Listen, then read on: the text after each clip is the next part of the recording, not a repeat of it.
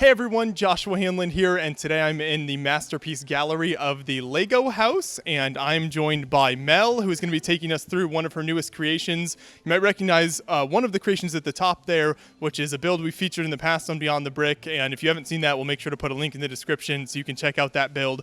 But she has a whole brand new bike build here that's equally impressive, so if you want to take us through this build. Yeah, definitely. So when I was invited to Lego House, they specifically wanted the picnic in the city scene, but I felt like it was about time for me to kind of add to it, and we had so much space given to us that I really wanted to do the display justice and fill it up as much as I could. And I had this idea for quite a long time on building different bikes from different generations and over the years, and so part of that series would actually start with a penny farthing, and so I thought that would be a great bike to do next. So the biggest challenge was just trying to figure out how to make a sturdy enough wheel, because once that was all sorted, then the rest of the framing kind of just gets attached to it. And then of course using a lamppost again to hold most of that weight, since it's such a small framing that it can't really hold up on its own.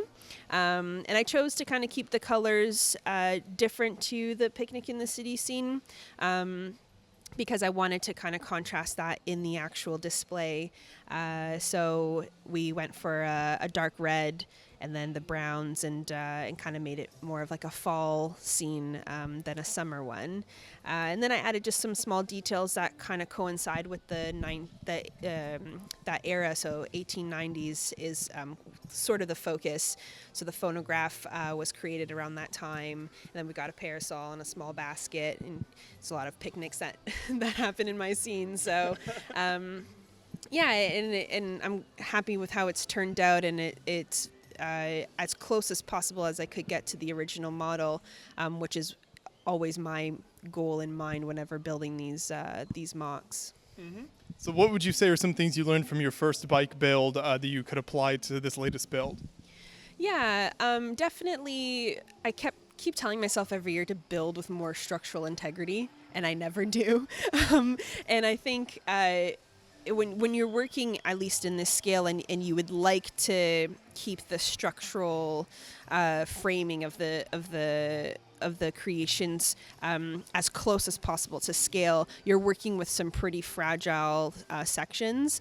I wanted to be sure that at least my point of connection, which is where the top of the frame and the lamppost connect, I wanted to be sure that that was the strongest part. Funny enough, this took me maybe a half hour to set up, whereas picnic in the city takes me 3+ hours. So I definitely learned from the accessories and the small details that I put in to make them a little bit sturdier, because the actual bike setup isn't very long, but it's always the details that kind of add up. Mm-hmm. Now this one you've got actual like Lego string in there, so kind of keeping that whole big wheel together. What's that like? What's that structurally like? It essentially just feels like a weaving process, right? So once everything was built, it's just going in with the string and making sure that it's layering on and not interfering with each other. And I actually had to take it apart and re-string a couple times just to get it right. And so you try to space it as much as you can, and there's only so much that you can do with that, that sort of shaping as well. But I think it kind of just at least gives the idea of the spokes on the wheel anyway, so kind of people get the idea. Mm-hmm. Yeah. And then what was the experience like for you installing your builds here in the Lego House? Obviously, in the Masterpiece Gallery, there's a lot of talented builders here, so what was it like coming to building and installing these?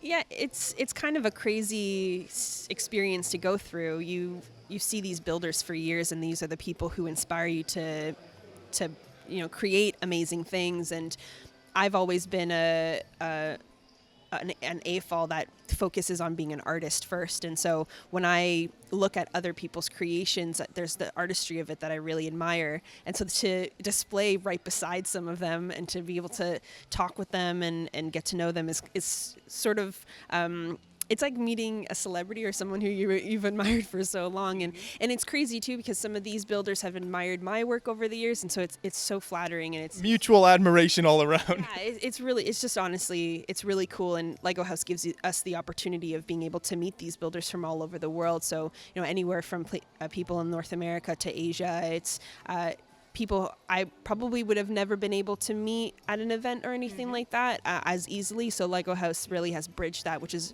pretty amazing. Yeah. So what's future plans for this newest build then?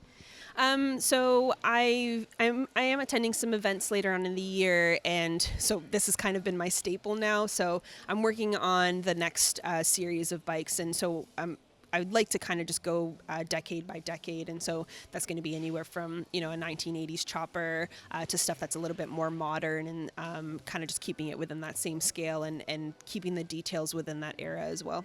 Sure. Well, we look forward to that then. So thanks so much for taking us through the new build here, and congratulations on getting the builds in the Lego house. Very impressive. Thanks, guys. Appreciate it.